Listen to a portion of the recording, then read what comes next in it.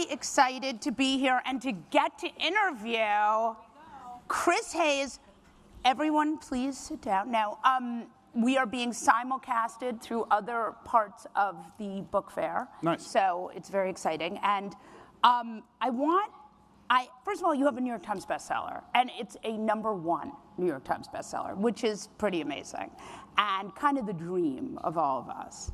I feel really lucky. Yeah, it's great. So I would love you to talk to us about how you got to this book. A lot of times there's pressure to write a book when you have a platform, and sometimes I just want to know why did you decide? There have been so many Trump books. This is about politics, but it's really about much more. Well, the thing I always tell people about writing a book is there was a professor at my undergraduate institution who would convene seniors before they were going to graduate about whether they should go to law school.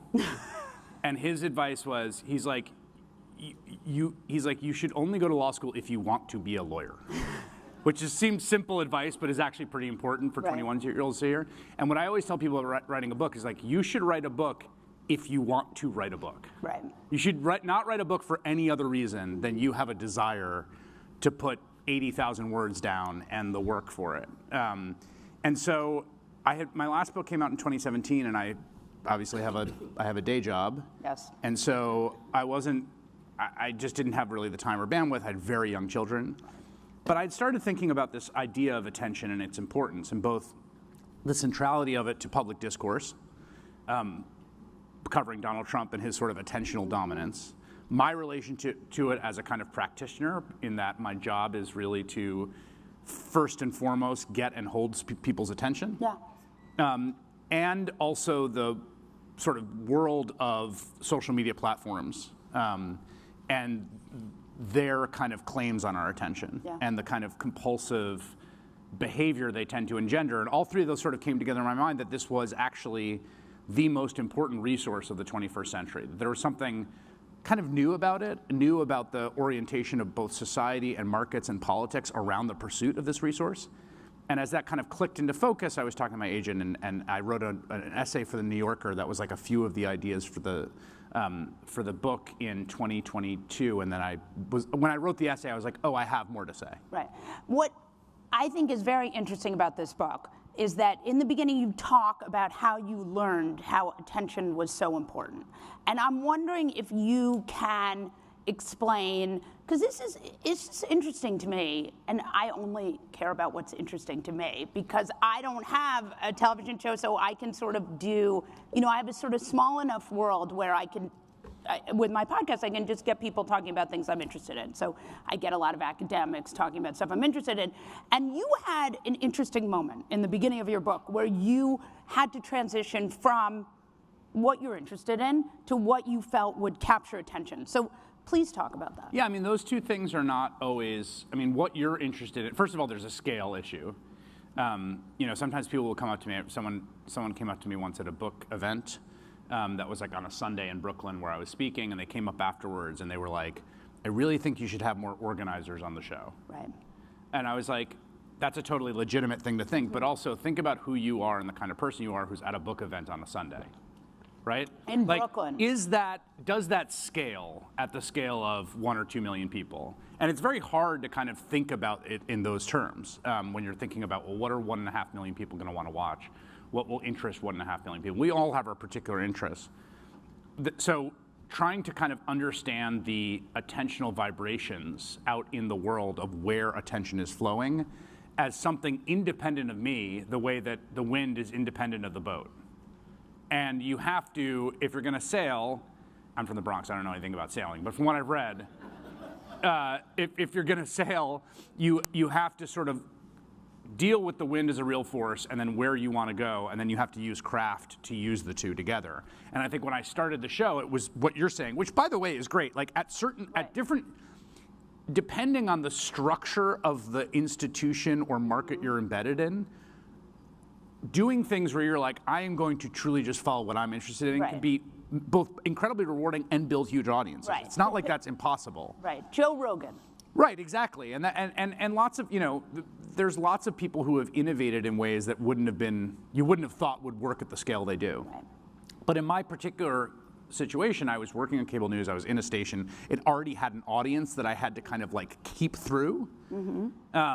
And so I just got better at sort of sensing where that energy was. I mean, the other thing that is a real conundrum, and it's something we wrestle with, it's a tension that's unresolvable fundamentally, is that attention is not a moral faculty. Right. What our attention is drawn to is not necessarily what is the most important. And in fact, we have a whole set of adjectives we use to describe that category: the lurid, the prurient, the scandalous. Right? That's what we think of when we think of tabloids, or we think of like, the early newspapers, the penny press.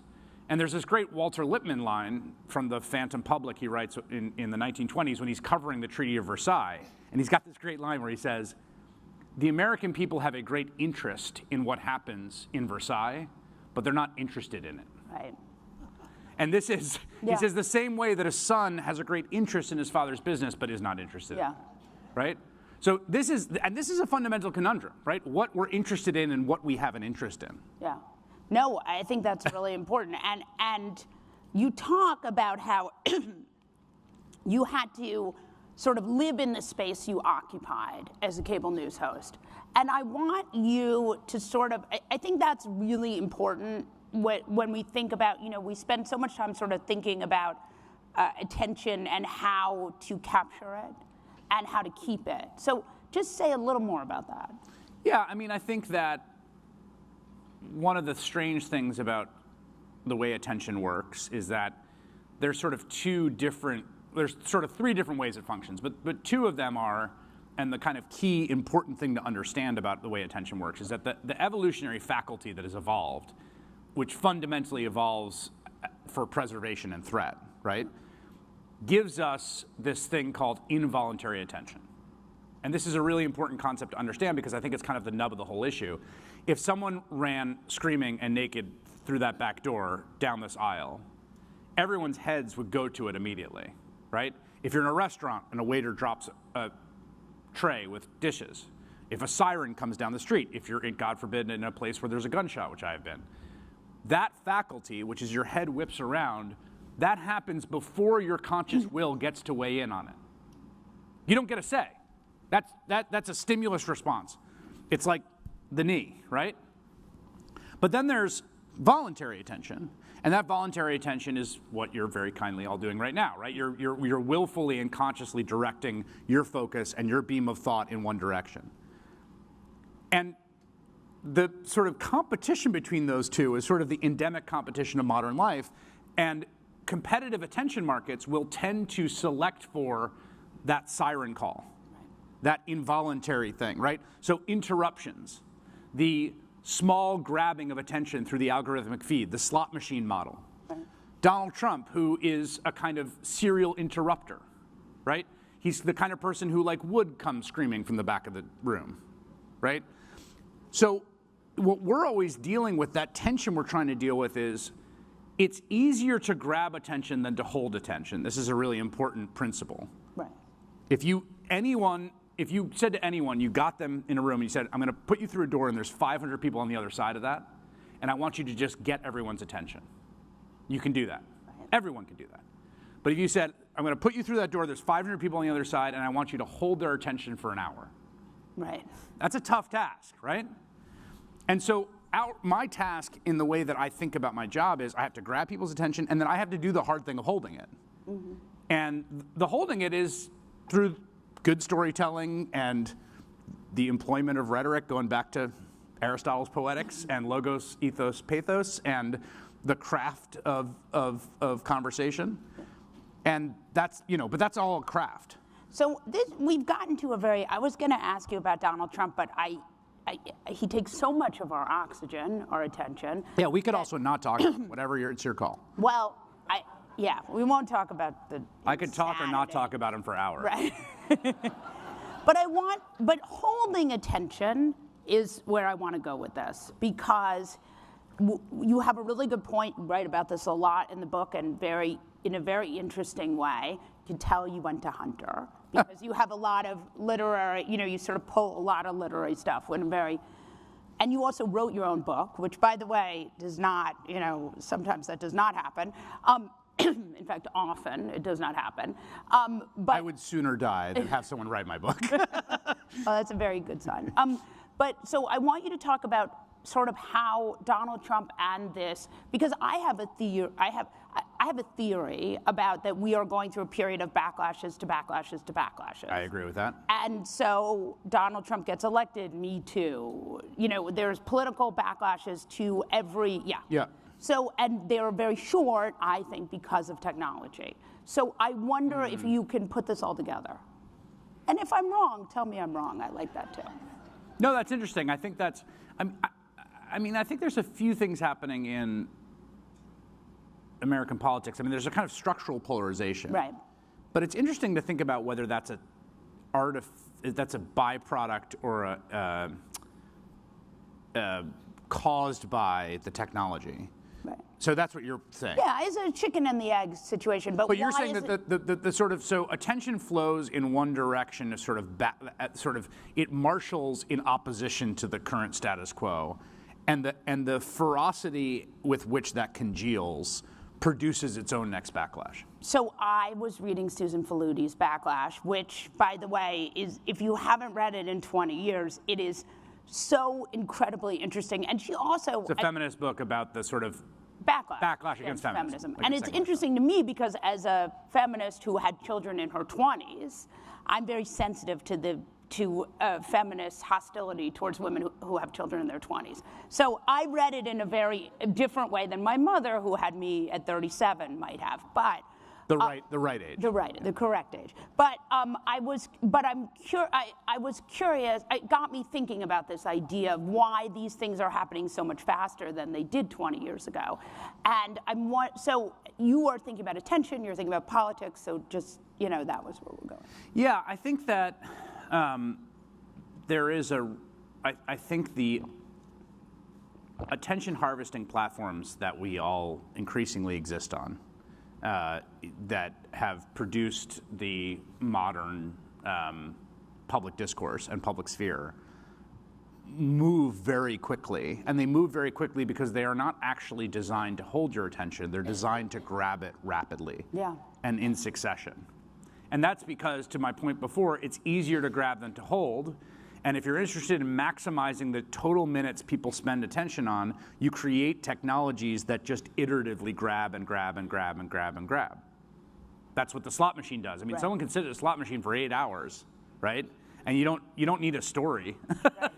You don't need a beginning, middle, and end. You don't need a protagonist. You don't need conflict. You don't need anything. You just need the iterative experience of that interruption and the little piece of suspense and then the interruption again. And so that's the way that the platforms are designed. And because of that, I think it means that public discourse has this kind of quicksilver fleetingness to it, which is things kind of, right. And then the next thing comes, and the next thing comes. I've been thinking about this year because I think of it often as a Trump phenomenon, that it's very hard to sustain attention on certain things. Right. And I also think there's a connection between attention and memory.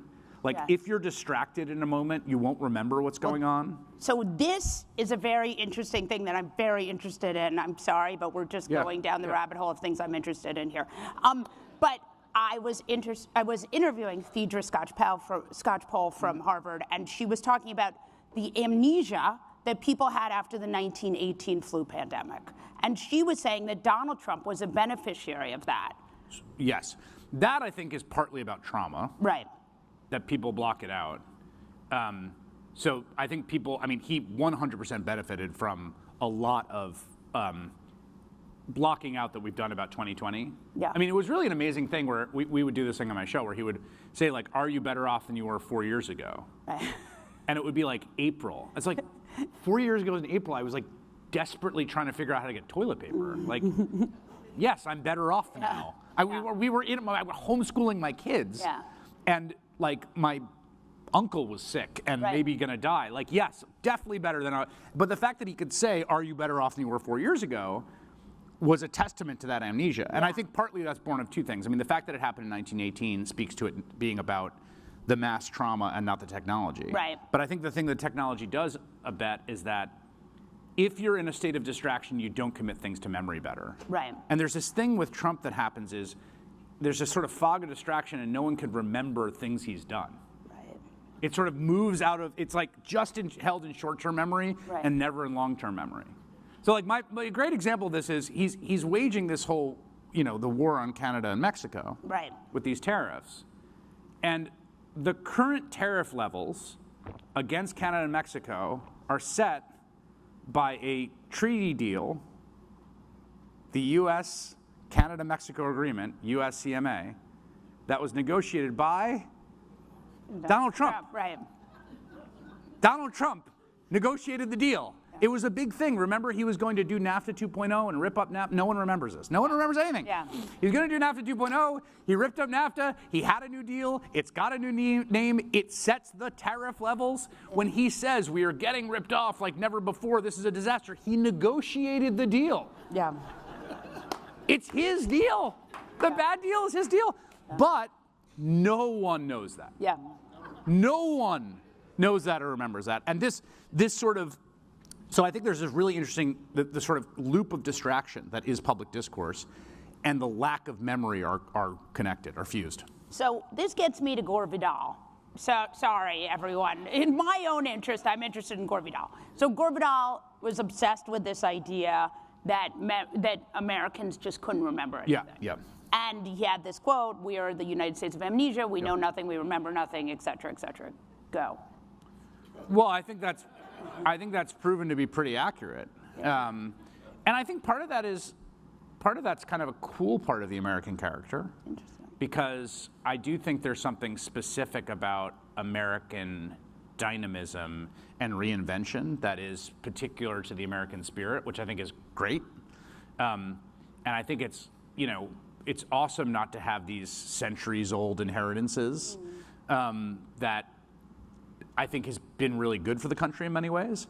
But it feels like it's reached a kind of terminal point that we really can't remember. Like, nothing sticks.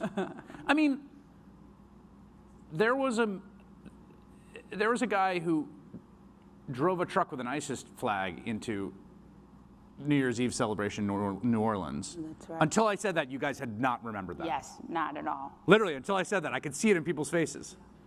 Killed 14 people. Yeah. Now, I don't necessarily think it's a bad thing that we didn't spend 6 weeks obsessing about that story, because I don't think it would have driven in a particularly good policy or political direction. But it is striking because I remember 12 years ago, when the Boston Marathon bombing happened, and there were 4 Americans killed and a lot of people injured. It was similarly an act of sort of spectacular violence undertaken for this kind of, horrible propagandistic effort. And it was a little different because there was these 2 guys on the lam. But that was I don't know if you remember this, that was a 6-week story. Yeah. I mean, that was blanket coverage. And it's a kind of a testament to that shrinking ability of focus. And also, I think, unfortunately, Americans' acclimation to ultraviolence. I'm thinking of the shoe bomber, right? The guy who tried to set his shoe on fire. Richard Reed, right. Yeah. And we were taking our shoes off for like 20 years. Yeah, I think it's still people take off their shoes. Very consequential act. Yes, exactly. Very annoying. So we are in these first 3 weeks of the Trump administration, of Trump 2.0. I think it's going pretty well. We could have prevented it.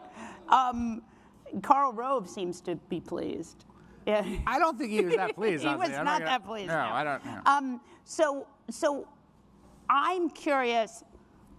In some ways, it's the same chaos. In some ways, it's worse because there are billionaires. Yeah, the Musk thing makes it worse. Much worse. And then there's also a real intellectual driving force, which is this Heritage Foundation Project 2025. Yeah. Dismantle the administrative state so that. Yeah. So my question is, none of us can predict the future, but does it keep up at this pace? And also, do you think, what do you think are the tensions in this process, in this sort of place where we are? The biggest tension is that, to go back to your point, is that every action has equal opposite reaction. Right. Public opinion did not go away because Donald Trump won an election by 1.5 percentage points. Mm. The way I always say this to people is, if you were in a room and there were 100 people in that room and 52 of them were in black sweatshirts and 51 were in white sweatshirts, and 48 were in white sweatshirts, right? If 2 of them changed the color of their shirt, you wouldn't be like, I don't recognize this room anymore. Right. What is this room? You're in the same room. That's what happened. That's what American elections, that is, the story of American elections in this sort of structurally polarized ages is margins of 3 or 4 out of 100 people. Yeah. So that's a good thing for people that are on the other side from Trump, because it means that there is a base to build off of. I think it was very weird that the reaction to his victory was as if he'd won by 15 points. Yeah. It was like, it wasn't 64 Goldwater getting drubbed. Right. It was not McGovern in 72. It was not Mondale in 84. Nope. It wasn't even Clinton-Dole in 96. No. It was a narrower margin in the popular vote that Hillary Clinton beat him in the popular vote by in 2016. So there's millions and millions and millions and millions of people across the country in states and counties red and blue who do not like what he's doing. Right. That's something to build off of, to produce Right. the necessary civic structure for those that are interested in stopping him. So I think that's the primary tension here. It's like, will people and will these incursions and attacks and this and Musk particularly, because Musk is an interesting figure. Musk had a sort of 50-50 approval rating that's plummeting. Yes, plummeting. He also doesn't have, Donald Trump has a set of like very clear skills as a showman, as a politician. He has skills that have gotten him to this point politically. Musk has none of them. Right. He's a vortex of negative charisma. Right. He is. He's the most like unappealing dork I've ever seen in my life. Yes. Yes. And so, which is to say nothing of like, I think he's obviously incredibly bright. He has a kind of like drivenness that he has put to ends that have made him a fortune. I think he's putting them to incredibly destructive ends. Yeah. He has a whole set of skills that Donald Trump does not, which is why this sort of partnership's working. Like, he has the skill of focus and tenacity that Donald Trump does not have. Right. No. Donald Trump wants to just like complain about stuff and do a show and then move on to the next thing. Right. Musk is like boring in. So there's a sort of division of labor, but I also think there's tension in that. Yeah. No, I mean, this is really the big question. And also, as we watch this America it's so fractured, but it's also, they didn't elect Elon Musk, and Elon Musk is not so popular. So I wonder, I mean, when we watch, the thing that keeps me up at night is this sort of Elon Musk in these computer systems with these young guys in these different, I don't love that, no. They're in the EPA, they're in they're in the Treasury payment system until they got booted out by a federal judge. Right. Although, are they going to listen to that? I don't know. Well, so that was where I was going with this constitutional crisis. We have the courts, the Republicans in the House and the Senate not doing anything. They are not, they are all in on RFK Jr., which, I mean, I don't know how that ends well. They're not doing anything. They are giving up their Article 2 responsibility. So the question is, the courts are holding. So now I want you to sort of talk us through, I was talking to Preet earlier for my podcast, and the legal people are actually pretty pleased in a weird way that the courts are like, no, you can't do this. But the larger question is, will these people listen to the courts? And remember, Donald Trump has this immunity decision, this broad, sweeping immunity decision that the Supreme Court gave him, which was basically, you are a king. So talk about that. I mean, I think the lower courts have been effective in applying the law. Right. I think that they are overplaying their hand by going about this in the most maximally lawless way. I mean, there are ways. We saw this, there was like versions of this. One of the important things to think about the difference between the first Trump and the second Trump is like the first Trump was like obliterating norms, like informal restraints on power, like that just wasn't done. This time they're just ignoring laws. I mean, like a lot of what they're doing is flatly illegal. Right. Just like on its face, flatly illegal. You can't just freeze all the spending of the federal government because you said so. And in fact, it violates a anti-corruption law post-Nixon. Yes. Which is so interesting. They're going in to kind of go through all these anti-corruption laws and break them. Yeah, I mean, one of the ways to think about one of the ways to understand the project here is basically Nixon was right. Right. Like, that's really the project. There was a lot of reforms that happened after Nixon to guard the government against executive abuse and corruption. And their position is that was all wrong. Yeah. Nixon was right. He never should have resigned. He didn't do anything wrong. And all of those reforms that came out of Nixon are unconstitutional, and we should go back to a kind of Nixonian presidency. Right, right. And that's really one of the unifying features. So Republicans had a chance to stop him just like they stopped Nixon. They chose not to, and now they are, learning the story of Nixon all over again. Yeah, although I think it's considerably worse. Yes. Because Nixon was embedded in the institutions that he was sort of raging against and trying to break, whereas Trump is just completely outside of them. And also Nixon, in some ways, was an intellectual. Yes. Yeah. Yeah. Ish. Yeah. Yeah, he was. Well, compared to Trump. It's all relative. Right. Yes, exactly. Compared to Donald Trump, yes. Like, for instance, he probably has read a book. Yes. Probably true. So I mean, I think the question about the courts is a really important one. I mean, one of the things that's really destructive here, their position is we could do whatever we want until someone stops us. Right. And I want to emphasize how unprecedented that posture is and how lawless it is. The president is commanded by the Constitution to take care that the laws are faithfully executed. And if you've ever been around people who are government lawyers in the executive, they really do take that seriously. Yeah. And my wife worked in the Obama White House, and they were really they would never ever just do something they thought was breaking the law and be like, well, we'll just see what happens. Right. Because their job is to execute and follow the law. Yeah. And so this approach is it really is like a completely new approach, I think, across both parties. And I think people that have worked as government lawyers, I think, are particularly appalled. Yeah. Almost at like a deep level of I want to describe it as like a hygiene reaction. It's like watching someone spit in the soup, It's like, this is disgusting, is how they feel. They really do. Right. This is viscerally disgusting what they're doing. Right. Well, and the people who ended up being punished from Trump world the first time, I mean, were, Rudy Giuliani and that crew, but also lawyers who enabled it. Right, and lawyers who, according to bar findings in multiple jurisdictions, violated their professional ethical code. Right.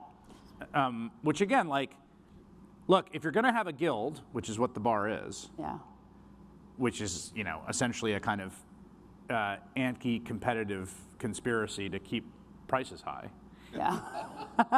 You might as well get the good part of the guild too, which is like some self-policing of its professional ethos. Right. You can't get one without the other. If we're going to have this specific thing called the bar, then it's pretty important that all those legal ethics be taken seriously. And Kate, my wife, has written about this. I didn't realize that a lot of the kind of legal ethics part of the modern bar, there's these CLE, continuing legal education. I'm sure there's lawyers in the room that require you to do continuing legal education and ethical training, particularly. That a lot of that was post-Watergate reforms also. Right. Because of the fact that so many lawyers had kind of betrayed their, professional ethos, and that was like a big post-Watergate reform in the bar. Right. So I was on Morning Joe interviewing a billionaire, and which one? Reed? Yeah. Yeah. And he was saying that he was going to use AI to cure cancer. Okay. All right. Good for him. I'm going to cure cancer on the blockchain, personally. No, I'm sorry. But anyway, it's very good. It's good to try to cure cancer. Yeah. But one of the things he said, which I thought was actually very, very smart and got me thinking, was this idea that, I said, well, AI, my new project is I try to get people to explain to me what AI is. which, by the way, they have trouble and I have trouble. So I said, so I asked, he said, it's going to be amazing, it's going to change the world, whatever. And, and at some point he said, after the printing press, there was a lot of bad, wars and hundreds of years of disruption. Yeah. And he sort of was like, that could theoretically happen with AI. Oh, totally, yeah. So let's go down that road a little bit. I mean, I don't think, I've been spending a lot of time thinking a lot about AI. Yeah. I've actually been doing this thing where I've been having DeepSeek explain it to me. Good, you can explain it to us. And I think, there's a few questions. One is, how good does it get? Right. And I don't think we don't know yet. Mm-hmm. So that's one question. The other question is there something different about intelligence such that mass mechanization will have a different effect than other forms of mass mechanization? Say more about that. Well, there's a sort of lump of labor fallacy, which is at every point that there's mass automation, the idea that there's going to be no jobs left because the jobs will be automated, and instead human effort and alters in ways that produce new activities at the frontier of human possibility. So, when you automate factories, when you automate farming is the best example of this, right? Through the 19th century, most Americans were farmers. Mm-hmm. Now, we produce more food with 3% of the population working as farmers, something around that. But that didn't mean that everyone lost their job. They do other things. They are claims adjusters and waiters and yoga teachers and whatever. Software developers. Therapists, right. So I guess there's a question, there's one question, which is, if you automate things that we think of as dependent upon human intelligence, therapy is a great example, and there are people working right now on automating therapy. Right. Is there something different about that category, because it's the most essential category that's constitutive of what humans are and make them different, which is human intelligence, that means that you actually do end up in this problem where there's no jobs for people? Right. Or is it just like every other form of automation we've seen before, where we do other stuff? I don't know what we're doing if the AI is doing all the human stuff. I don't know, but they couldn't imagine claims adjusters in the 1830s. So but the disruption and the anxiety around it is real. Oh yeah, and I don't think, I have come to believe that the technology genuinely is profoundly powerful. Yeah. I think it's probably most like the internet in the 90s. Right. And not like the printing press. Well, I think you could make the argument the internet in the 90s was as powerful as the printing press. Right, true. I think it was as disruptive in certain ways. We're sort of, we're closer to it. But yeah, I think the printing press analogy is probably a smart one, because it did have a seismic effect. Right. The other question is just the AI stuff. There's also a question about, there's some real worrying questions about it as a weapon, which I think we're not talking about enough. Right. One way to understand it is the nuclear arms race, and whether we're going to have treaties that regulate this, whether we're going to have safety around it internally, the way that you can't start, for instance, a nuclear weapons startup. Right. You can't do that. You can't be our new thing is we're going to make nuclear weapons. No, you can't do that. Right. If AI ends up as powerful as we think, then there's reasons to be worried that we have a bunch of people running these models that can do all sorts of things, and also there's some classic kind of game theory problems that arise between us and China, for instance, around the deployment of AI as offensive weapon. The incredible thing here is that this leads to my favorite hobby horse, which is Congress's refusal to legislate around technology at all. And they're very bad at it. Yes. Yeah. Well, they have almost no interest in it. I think some have interest. Schumer has been very, very focused on AI. Right. There's a lot But of I mean, AI conversations. I think they just have a harder I mean, Congress is But you'd want to start with Facebook, right? Like you'd want to start with, I mean, before Right. you get into something that you don't understand, that's Right. hard to understand, you might want to regulate things that are quite easy to understand. right, and we could have privacy regulation, for instance, cross platforms, Or even like they do in the European Union, and Right. we don't. Right. And even algorithmic transparency, Yeah. open source software. I mean, there are easy solves to be able to figure out why the algorithm is giving me Andrew Tate content. Right, right. And they are not, and Congress has completely Yes. I mean, one really, really obvious thing to regulate with AI is transparency about whether at any moment you're interacting with a human or a computer. Right. Like, I think that's just like something that should be regulated. Like, Right. I should know at all times if I'm interacting, and because this is increasingly going to be the case, that you are going to be interacting with something on the other side that's talking back to you, and you do not know if they are a computer or a human. And it seems to me that in all cases we should just know. Like, that's a very easy, straightforward bit of regulation that we should have. Yes, yes. I mean, this is a passion project of mine because I feel they really did give up on trying to regulate that in ways that are infuriating. Well, they gave up, and they were also beaten back by the tech firms Right, lobbyists. deploying to Yeah. Capitol Hill. Yeah. Yeah. I mean, the incredible thing when you saw TikTok was that they hadn't had lobbyists, and then all of a sudden they were like, oh. Right, and also it was so wild to see them come together. I mean, you know, I think there's actually some interesting arguments on either side of the TikTok ban. Right. I think actually the best argument and the most straightforward, though not the most high-minded, is just simply a reciprocal trade argument. Right. Which is basically like, they don't let Facebook in China. Like the same way, like, you can't, this is the way it is between US and China with cars. You can't buy a Ford or GM in China. We can't buy a Chinese car here. Until that changes, it's either, it goes in both directions. We buy Chinese cars, they buy American cars, or it sort of stays the way it is. You can make the same argument around technology, which is like, they don't let Facebook in, they don't let Google in, so like, why are we letting ByteDance in? And that's like, I think, a defensible argument. It's not the end of the story. Right. I thought the national security stuff felt a little that was more suspect. But you can't. I mean, CBS. We don't say CBS can be owned by China. Right. Yeah, that's also true. Yeah. So we are in this world where attention is so fragmented, where the mainstream media feels very hollowed out and scary. You know, Trump is taking a machete to our federal government. Make me feel a little better. I get very stressed out, so I need to feel a little better. Well, sorry, Chris. I think there is an enormous backlash brewing. First of all, people are getting up off the mat. Right, that's true. They're getting up off the mat. You can see it, you can feel it. I've been out on the road. I watched your show last night. Yeah, like I've been out on the road, and this sort of sense, there was this sense of like, there was for a lot of the people in this country, and I don't want to presume what people's politics are here, and I really mean that. For a lot of people in the country who felt devastated by Trump's election, there was the kind of moment after you get punched in the face of being like,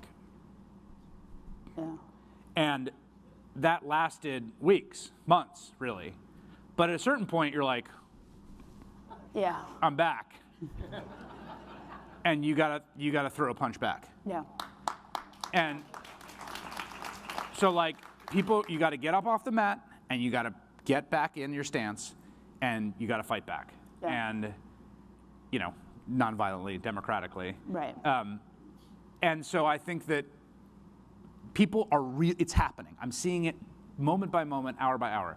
They cannot steamroll 49% of the country. Right. Right. You know, when people talk about Orban, and they talk about Modi, and they talk about Erdogan, they're talking about people that had won elections by 20, 25 points. They're talking about people that have approval ratings that are 60, 65%.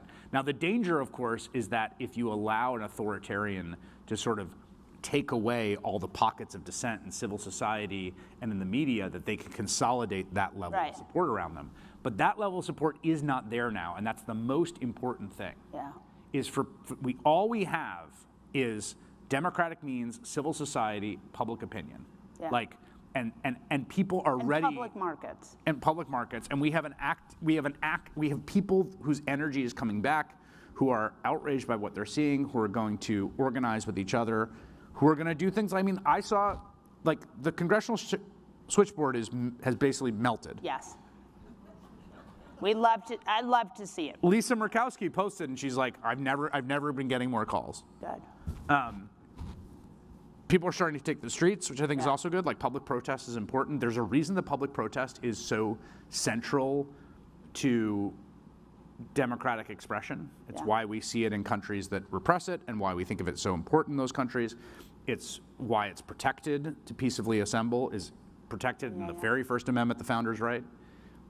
So I think that the democratic means of persuasion and agitation and organizing, and we're going to see an enormous backlash. They will not be able to do all this without precipitating a response, and people just have to get off the mat. Yeah, well, that makes me feel better. And also, we have to remember that they are still incredibly incompetent. Yes, and I think... Which is, thank God. I think of this Onion headline all the time.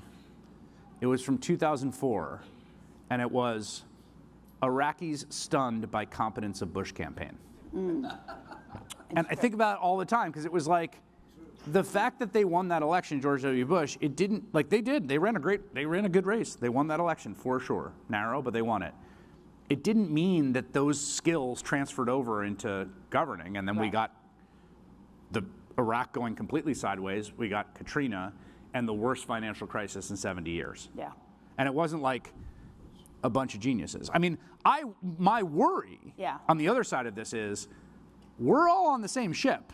Yes. Well, I don't want it to sink. And like, I don't want nuclear war. I don't want China to invade Taiwan. I don't want a bird flu pandemic. I like, there's lots of genuine risks. A terrorist attack. There are genuine risks that the government is tasked with dealing with. And one of the things that's Michael Lewis's great book, The Fifth Risk, is about this is a huge part of what the government does, and particularly federal government, is manage extreme tail risk.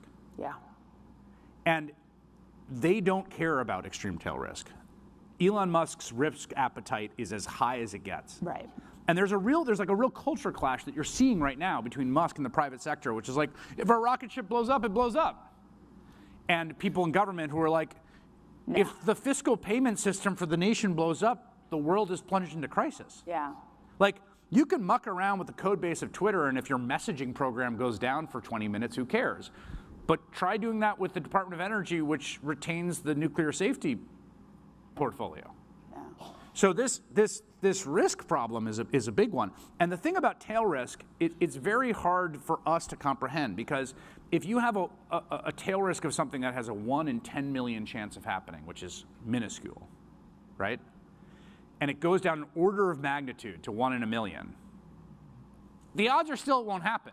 Right. But you are now 10 times closer to something really bad. And if it goes down to 1 in 100,000, it's now 2 orders of magnitude, and it's still incredibly likely not to happen. Yeah.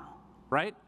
But that's the kind of risk that the government is tasked with managing. And it's very instructive. I mean, Trump 1.0 ended with the pandemic. Yeah. I know that we all forgot it, but yes, actually. Like, the thing about Trump, this is the thing that drives me crazy. If the pandemic in January 6th hadn't happened, I think there would have been kind of a plausible case for people to be like, you libs were hysterical. Right. It wasn't that bad. Right. But 1 million people died, and he tried a violent overthrow of the government. Right. It was really bad. It actually did end up like really bad. And there was still this kind of like, we survived it. It's like, well, I know people that literally didn't survive it. Yeah. And the unintended, I mean, I think we're out of time, but what I'm going to take from this conversation to my next therapy session is that the unintended consequences of Trumpism are really the thing. I mean, the intended for sure. No, but yes, look, they're going to screw this up somehow. Yeah. It's just a question of, it's a question of when, and a question of how, and a question of who gets hurt in the process. Yeah. But this is not such a smoothly oiled machine. No. Thank you, Chris Hayes. Thank you, guys.